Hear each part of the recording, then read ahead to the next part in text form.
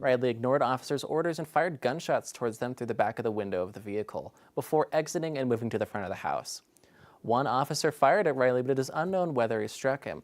Afterward, another shot was heard from near Riley, and he was found with a gunshot wound, transported to the hospital, and declared deceased.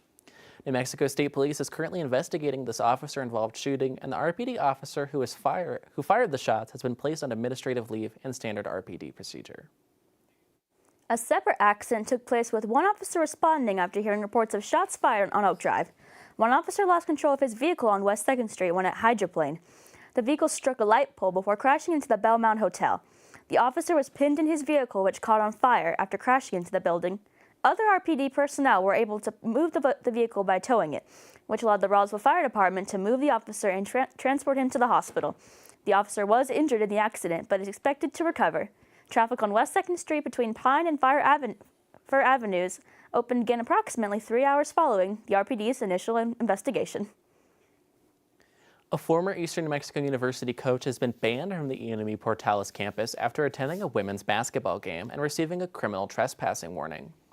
It comes after the university recently dismissed strength and conditioning coach Corey Bell following his arrest after a physical altercation at the ENW football fieldhouse on November 1st. Court records show Bell shoved a graduate assistant coach who then fell and hit his head against a wall. Bell is charged with a third-degree felony for battery, and he was informed of his termination the same day he was booked into Roosevelt County Detention Center. Bell, who has not yet entered a plea, is scheduled for his next court appearance on December 4th with Roswell Magistrate Court. It's been more than a month now since a huge storm hit Roswell and Chavez County, dropping almost a half a foot of rain in over 2 days. Residents of the area are still trying to clean up their homes and get their lives back on track. Many will need the help of the state and federal government. Some are learning about the resources available to them in a series of town hall meetings. News 3's Tim Gutierrez has more on the road to recovery.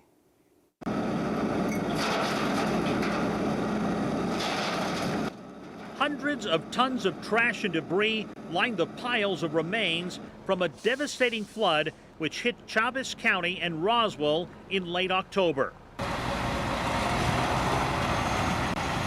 The dump trucks keep lining up here more than a month after the big storm turned many people's lives upside down, some losing everything, much of it ending up here.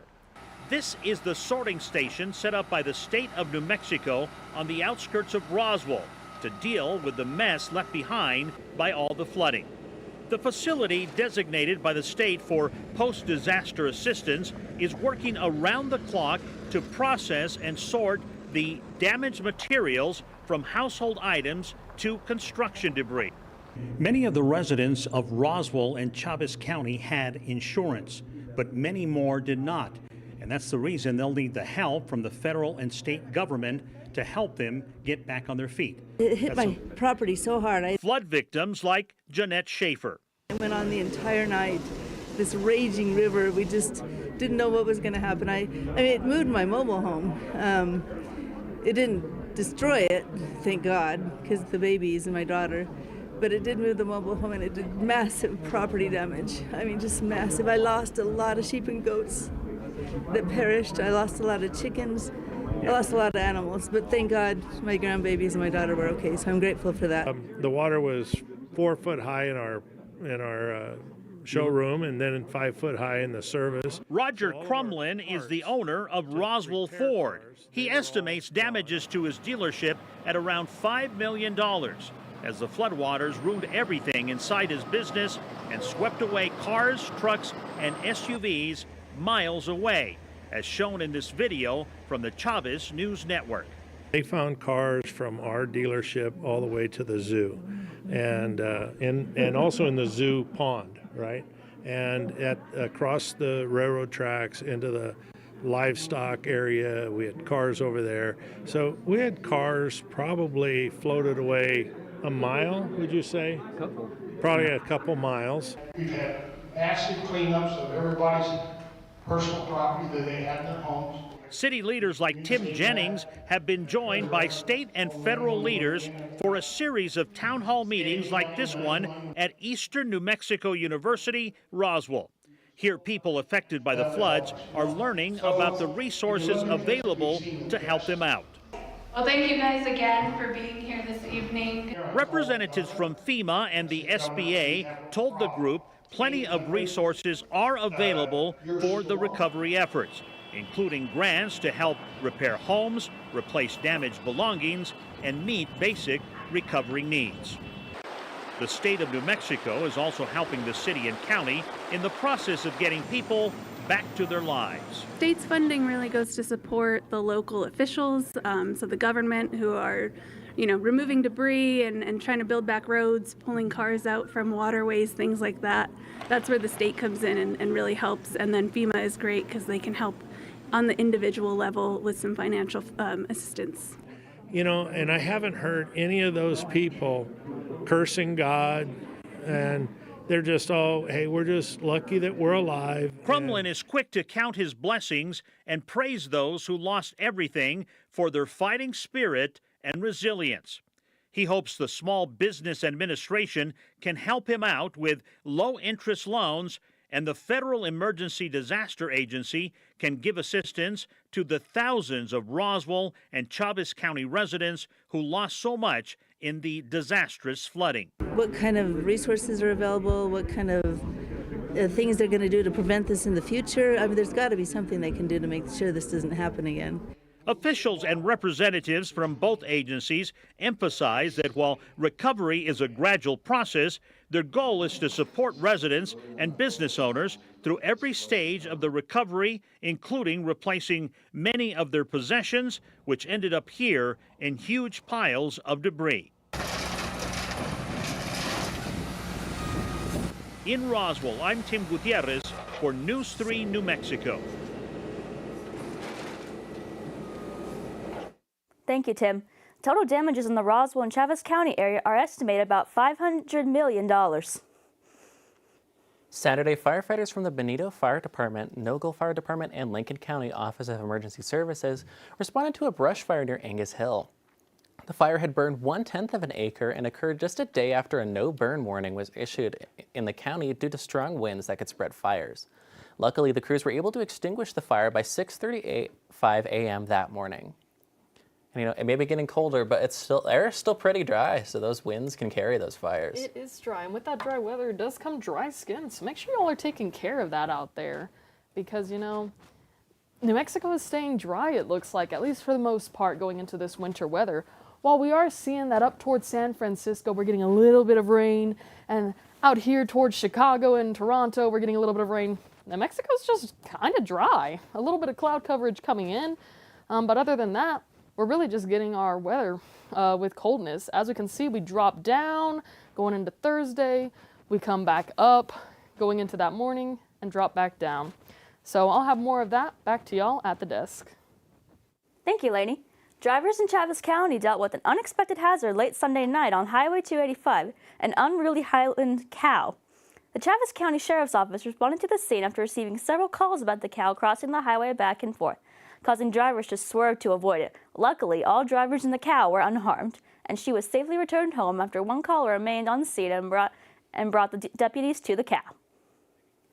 Ruidoso has announced the theme for its 2024 Festival of Lights Parade. It'll be a journey of hope and resilience and will take place at 5:30 on December 7th in Midtown. The parade will feature beautiful twinkling lights and a variety of fun floats. Toys for Tots will be participating and collecting toys from their float during the parade. After the parade, attendees are invited to go to Wingfield Park at 7 p.m. to enjoy food and drinks, children's winter activities, ice skating, and more. The Curry County Event Center is holding the first annual Winter Wonderland Trade Show 2 weekends this December, on December 7th and 8th, as well as on 14th and 15th. You can come shop with local vendors for Christmas gifts this holiday season over at the Curry County Fairgrounds Livestock Pavilion.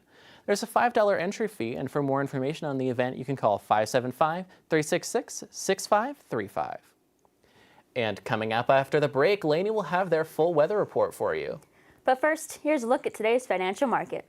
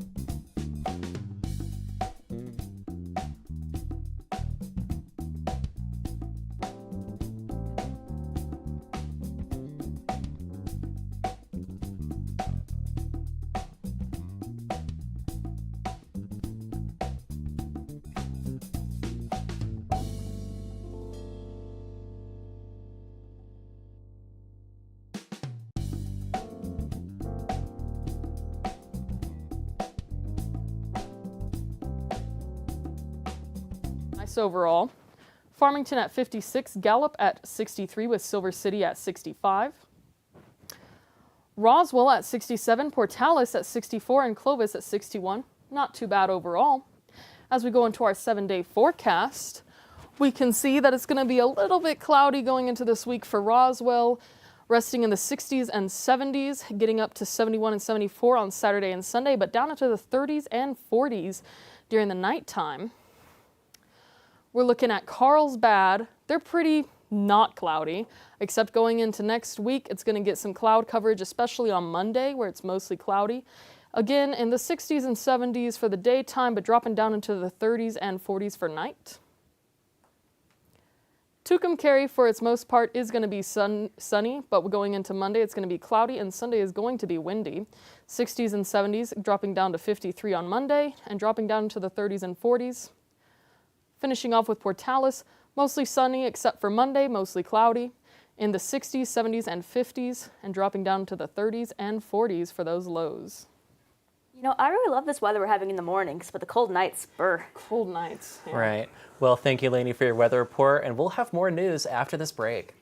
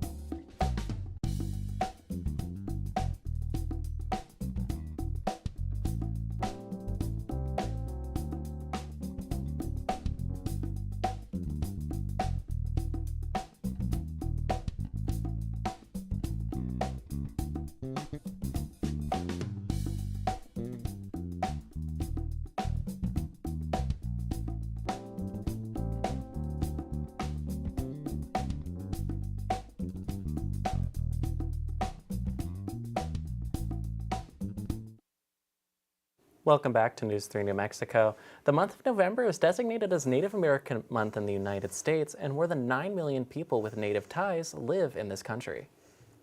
In New Mexico, that number is around 200,000 from Navajo to Apache. Each group enjoys a rich history and culture that can be traced back thousands of years.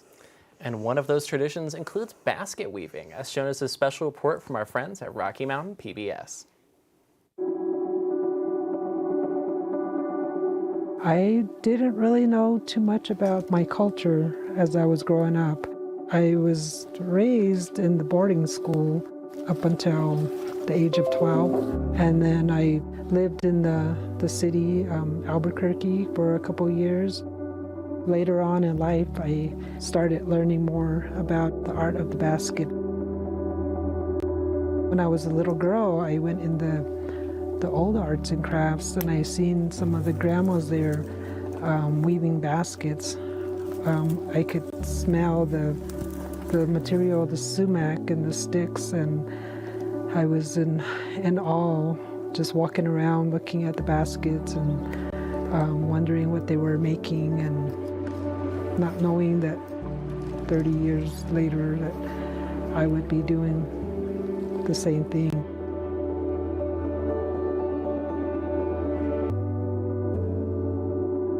I love basket weaving, going out and collecting the material, to preparing it, to actually weaving and making a basket. We use 2 different sticks, sumac sticks, coil, and also the willow. And like this basket that I'm weaving, the brown is the willow, so that's a natural color, and the white is the sumac. This pattern is like a star. And these are the mountains right here. I collect the material in the late fall. I like to go when the first snow falls, so then I know that, there's no snakes or anything around. All the way to early spring, we gather the material from the earth and it's provided for us. All this material is just out there, waiting for us to make use of it.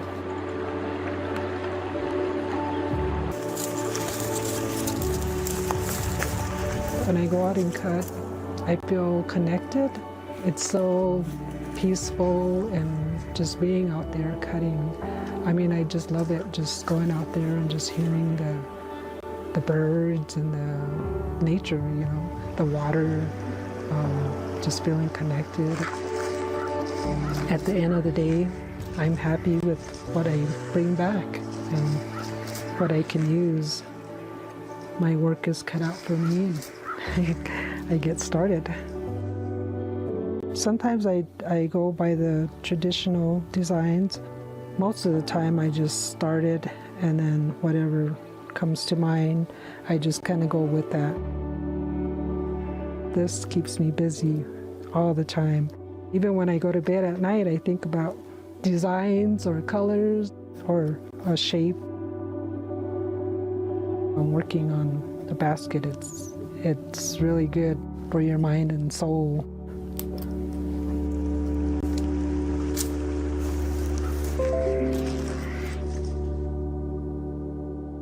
The majority of the members of the Jicarilla Apache tribe live in northern New Mexico near the Pueblo of Dulce. The Eastern New Mexico University esports team was hosting a fundraiser event tomorrow in the San Diego room of the Campus Union building. When asked, head esports coach Joseph Garcia stated, quote, "The funds we raise will go towards paying for the Students' League's registration fees and jerseys," end quote. This event promises a lot of fun with titles such as Mario Kart, Super Smash Bros., and so much more, including a fraternity battle between the brothers of Kappa Sigma and Sigma Alpha Epsilon. The event starts at 6 p.m., so whether you are a new player or a seasoned pro, there'll be fun for everyone. For information, you can email Joseph Garcia at joseph.garcia@enmu.edu or call him at 575-562-2153. Coming up after the break, KJ Ford will have his full sports report for you. That includes the wrap-up for the Hounds football season, so stay tuned.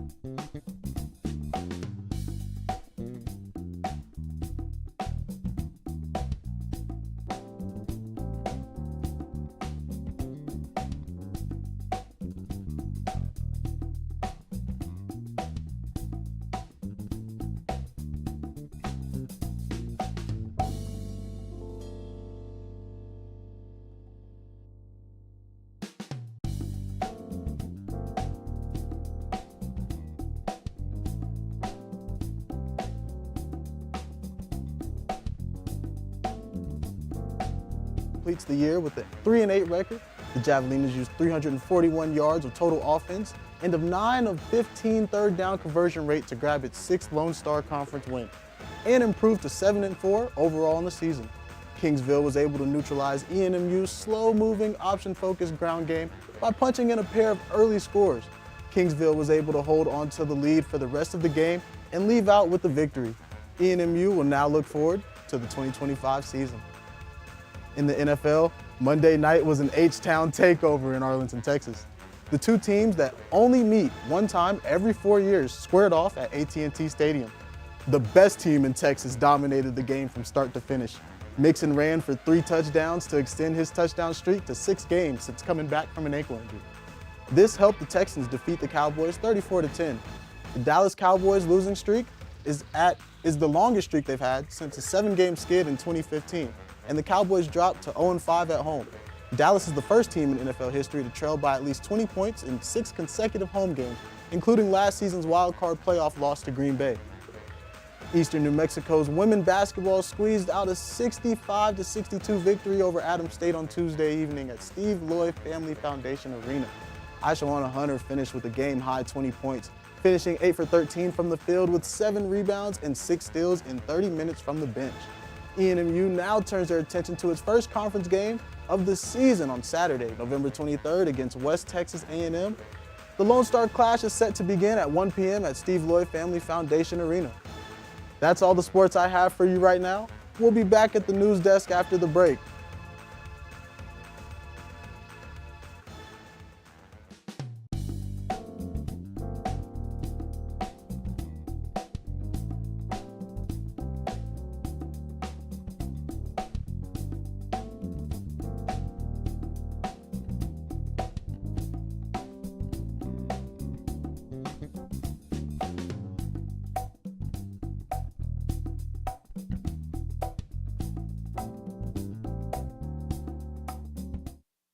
And we're back. Lainey, can we have one more look at the weather, please? Yeah, we can. We're looking at Santa Rosa coming in on Wednesday at 55, Thursday at 61, and Friday at 69, all clear and sunny.